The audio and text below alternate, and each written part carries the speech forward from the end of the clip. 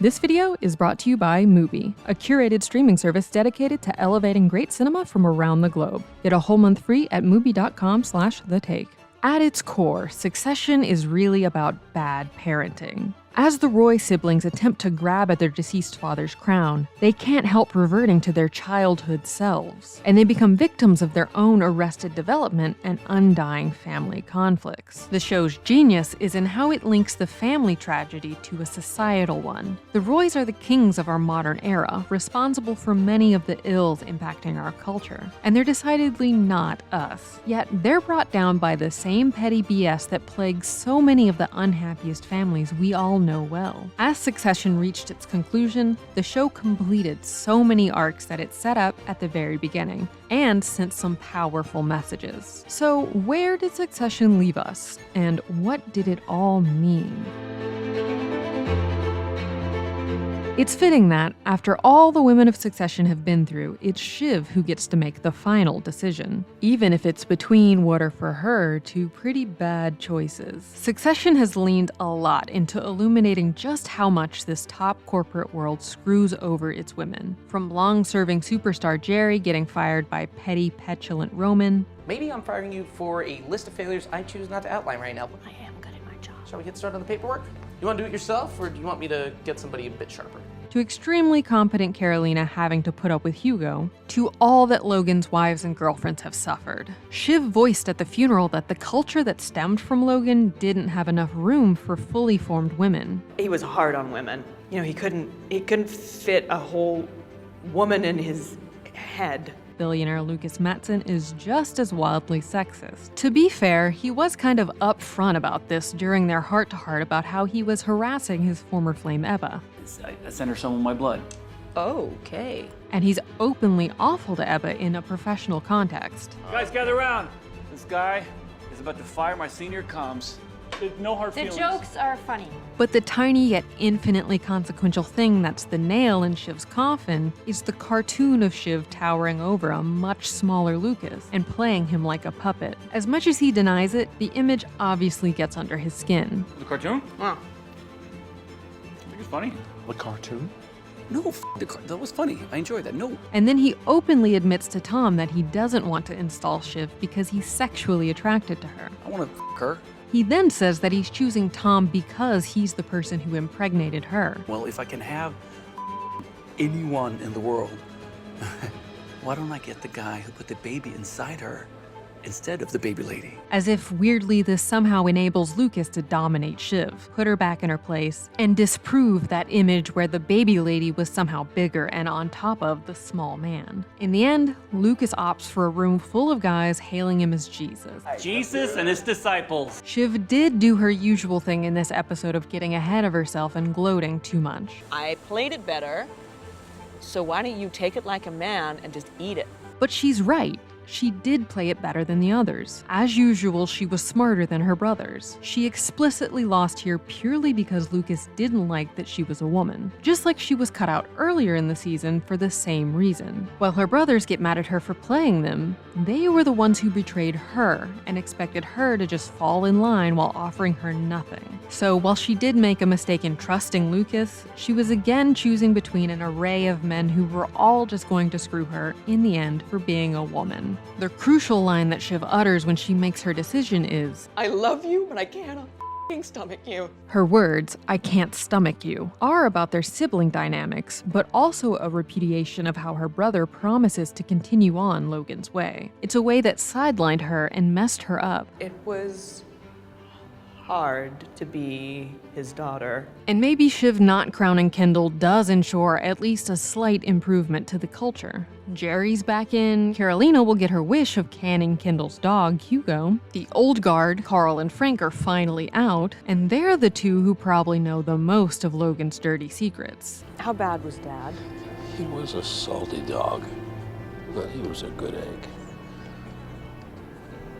What you saw was what you got. There's the question, though, of whether the fox they just let into their chicken coop could bring all sorts of new, unanticipated darkness. After all, this hostile outsider beat all of them, and whether they thought they were aligning with, using, or outsmarting him, he came out on top.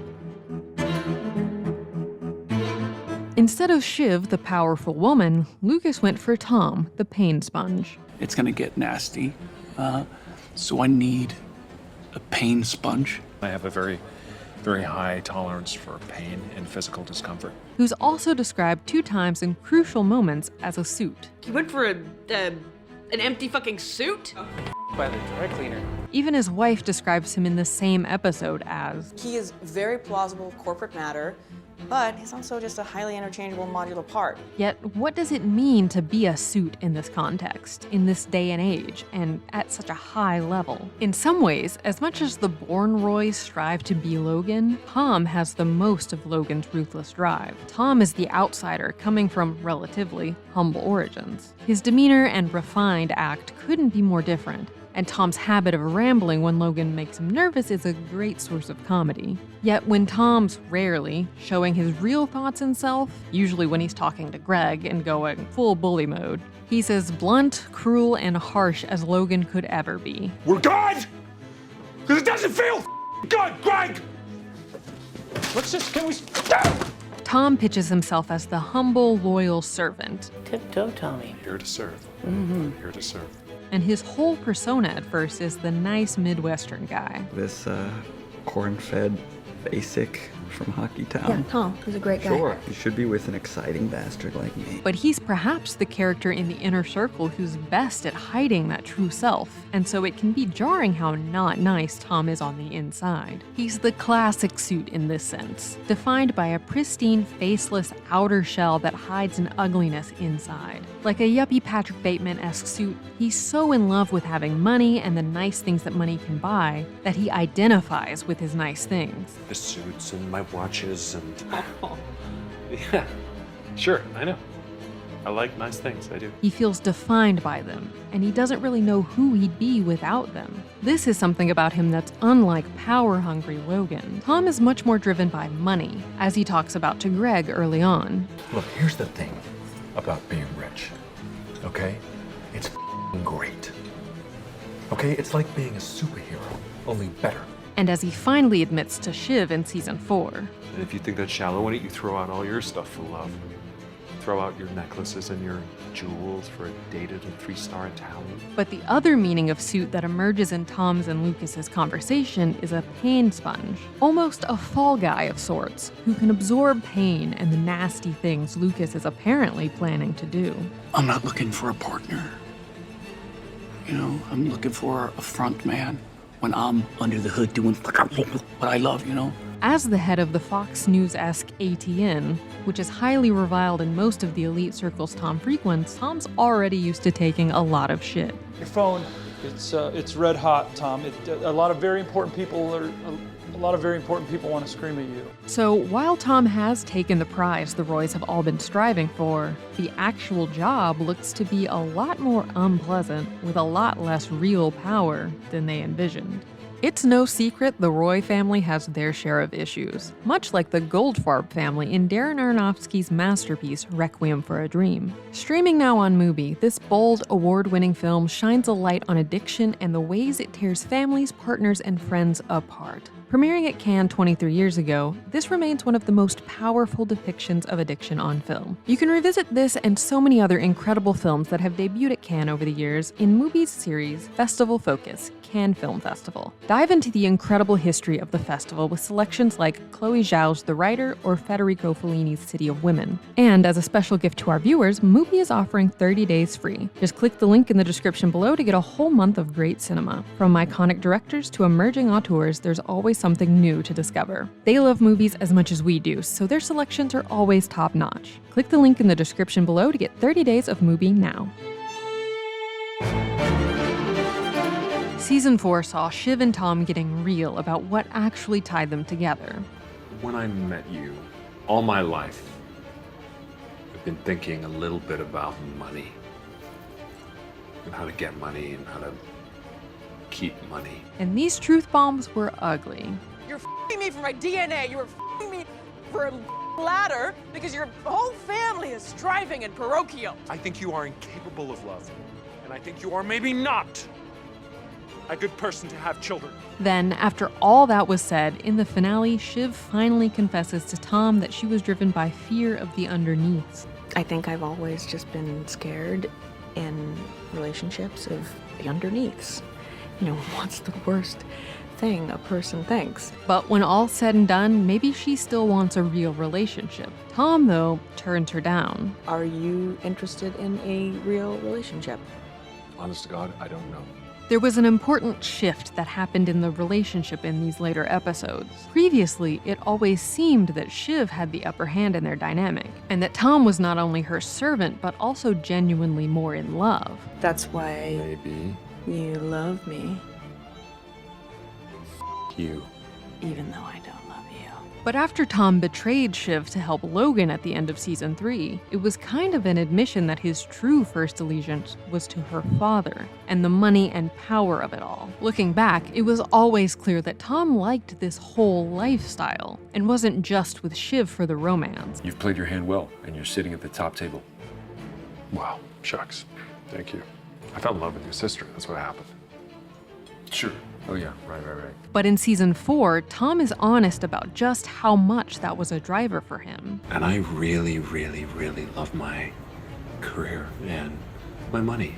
And a new reality comes into focus. It's Shiv who wants and needs Tom more, however toxic the relationship actually is for her. So it's striking that, after Shiv gives Tom the chance to come back to her out of real love, he refuses, and then betrays her by taking her CEO job. In the end, Shiv finds a way to get Tom back and bind him to her forever. The final shot we see of Shiv and Tom driving away is a Graduate-esque ending. That 1967 film famously ends with a shot of the couple who just run away from their families to be together, in what should be a happily ever after. But the camera lingers a little too long on the pair, so we see their uncertainty grow as a little doubt enters about what they just did. Similarly, the camera stays with Shiv and Tom as it settles in that they're now permanently bound together again. Leading up to this moment, it felt like a win for both of them. Obviously for Tom getting the top job, and for Shiv to at least get to screw over Kendall. And it's not the worst outcome for her to be the boss's wife and secure her future child's succession. In the reality of embarking on this future, though, they look kind of miserable.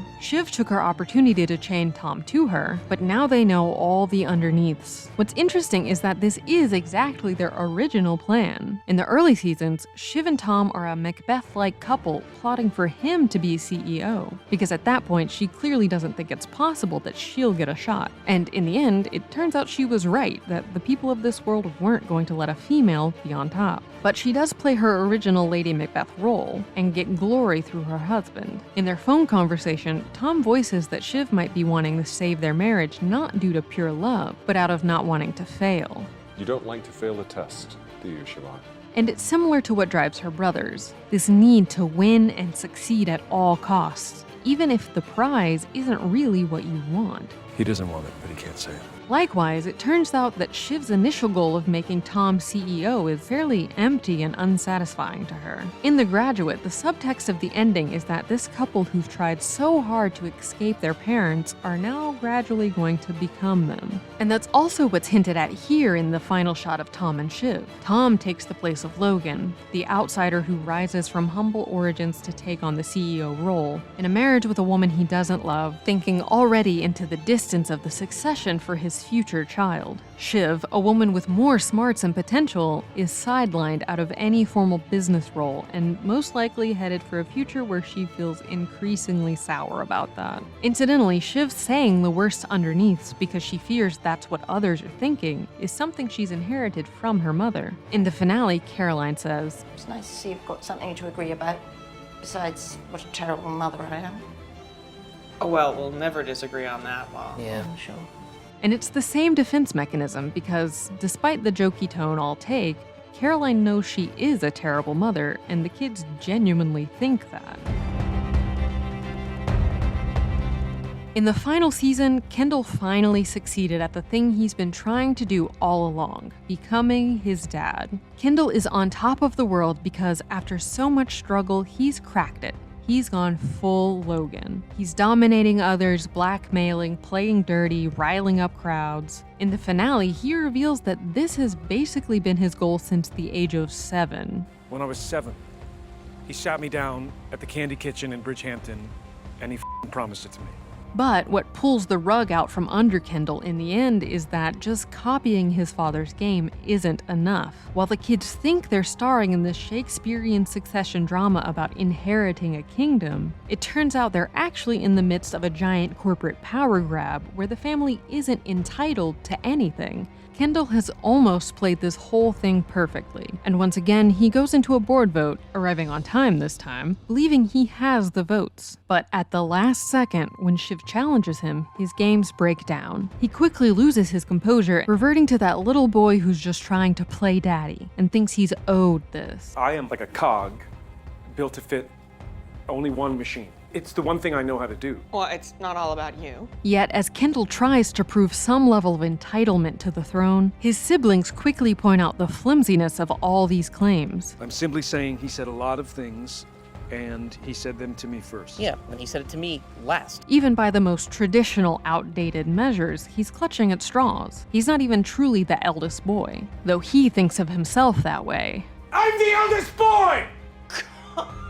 I am the eldest boy! You're not. And you know... And he can't claim the continuation of the bloodline because Shiv is carrying Logan's first biological grandchild. It mattered to him. He wanted this to go on. Well, I mean, she's the bloodline, though.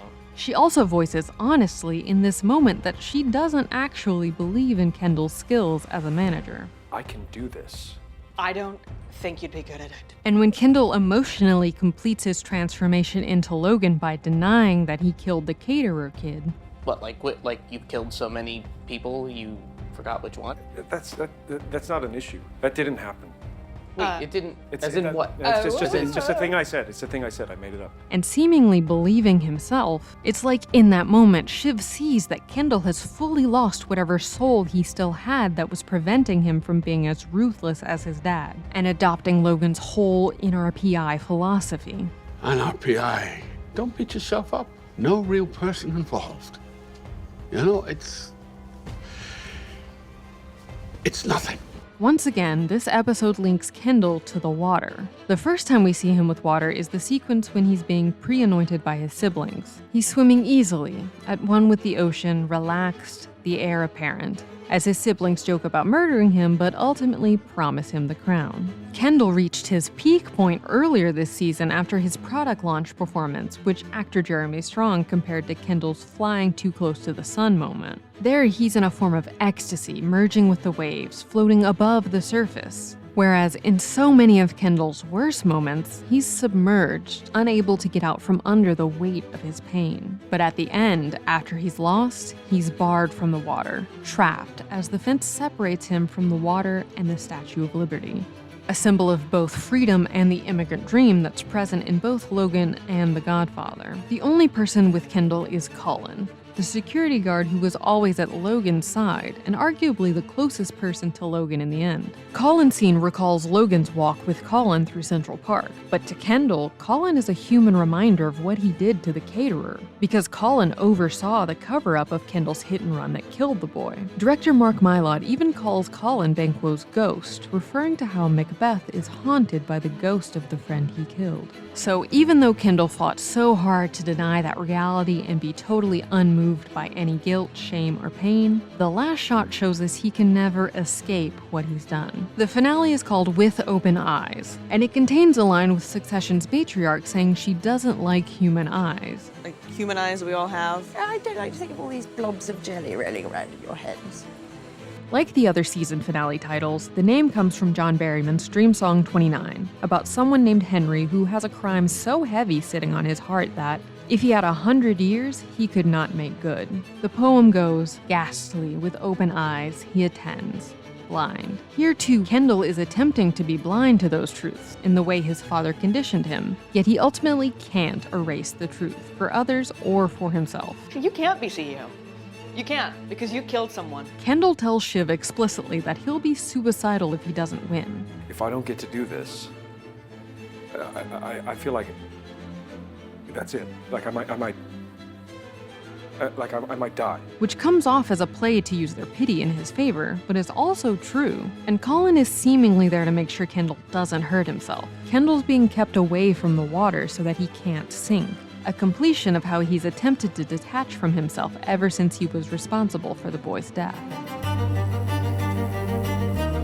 This episode can't help but recall the first season's board vote, which also goes very badly for Kendall, and that time it's Roman who blows it. So that's clearly in Shiv's and Kendall's minds as the two vie to secure Roman's vote in their showdown. Both understand how Roman has a tendency to weaken in the moment, and that's exactly what we see when Kendall has to fend off Roman's potential rebellion or copping out at the last minute. When this happens, Kendall pulls Roman into a violent bear hug that pulls out his stitches. It's likely an allusion to Logan having been abusive with the kids. There are a couple of moments of Logan physically hurting his family, and the reaction from everyone present is a strangely stiff performance that apparently seeks to reassure everyone that Logan hasn't ever been physically abusive. Or not really. Yet it's a little more fuzzy exactly to what extent Logan may have physically hurt his kids, in addition to emotionally destroying him. When Kendall subjugates Roman with the stitches, he's saying, "I'm your daddy now," and it works. Roman? Nope. That's fucking right. The masochist in Roman kind of wants, as director Mike Mylod said, for Kendall to relieve him of any responsibility to try to be CEO. But Roman knows how to find Kendall's vulnerable spots emotionally, later hitting Kendall's weak point. Dad's view was yours weren't real. They are a pair of randos. One is a buy-in, the other is half Rava, half some filing cabinet guy. To spur Kendall to even more extreme violence. There are two key scenes with the three central siblings in the finale. One in their mom's kitchen as they goof off while pretending to anoint Kendall as the new king, and one in the boardroom as Shiv changes her mind and a brawl breaks out as Kendall attempts to force her in line. The scenes are linked in key ways. The kids making a gross smoothie for Kendall to drink, and Shiv saying she can't stomach Kendall, Roman licking his mother's husband's cheese, and later getting at Kendall about his kids not being his biological offspring. Whether they're at their mom's or in the boardroom, it's the same constant contest, playing out their childhood squabbles and traumas and inability to let the other win. Throughout the show, the siblings come together in key moments, and if only they could unite, keep up healthy communication, and share power, it would help all of them, professionally and personally. But they just can't do it, because the second it looks like any of them is going to win the crown, they revert to kids who insist that the other can't have the shiny toy, even if destroying their siblings means they lose out too. It's important that, amidst all the carnage, all the characters in this episode are thinking about the bloodline. Because as Shiv gets ready to bring a new Roy into the world, fathered by the CEO of Waystar Royco, it's clear that so much of this toxic drama will repeat. Meanwhile, the finale sees Greg playing both sides. Greg, throughout the show, has had an aspect of embodying the banality of evil. He seems to be not that bad, or just neutral, yet he's always there helping carry out the dirtiest work. And in the last episode, Greg makes his big play to become part of the Quad. In a way, it shows how far Greg has come toward being a big player. He's live translating Mattson at the bar, going out on a limb to betray his closest ally and seize his moment. And could I quad it up, like full quad? Take your shot, buddy. Just take your shot. Come on. Okay. Buckle up. This is probably Greg trying to escape his dynamic with Tom, where he always has to be the punching bag, the support, the unfailingly loyal servant. A role that Tom just calls Greg, or as a verb, Gregging. I want you Gregging for me! You're busted back down to Greg tonight! No! Yeah. And it's interesting that, while Tom can't forgive Shiv or still summon any love for her after all they've done to hurt each other, he quickly forgives Greg and still does clearly love Greg more than anyone else. In fact, it's his dream because after this betrayal, Greg is now, always and forever, his object to own and mistreat however he so desires. He makes that point by putting one of the stickers from the process to claim Logan's possessions onto Greg's forehead. Greg's then called out by Lucas as the Judas, to Tom's Pontius Pilate, and it's clear that Greg's back to square one. He'll get to remain a top insider in this world and reap all its rewards, but he'll never escape being the Greg. I can take a lot in terms of psychological pain, so... When Kendall is in denial of his loss, the nihilist Roman tells him, It's bits of glue and broken shows, phony news. Come on. We are bullshit. It's all nothing. all along, we've gotten hints of the unsoundness of the business. There's a huge debt problem. What do you... No. Yes, No, there's not. $3 billion. DOJ is going to likely hit us with an historic fine.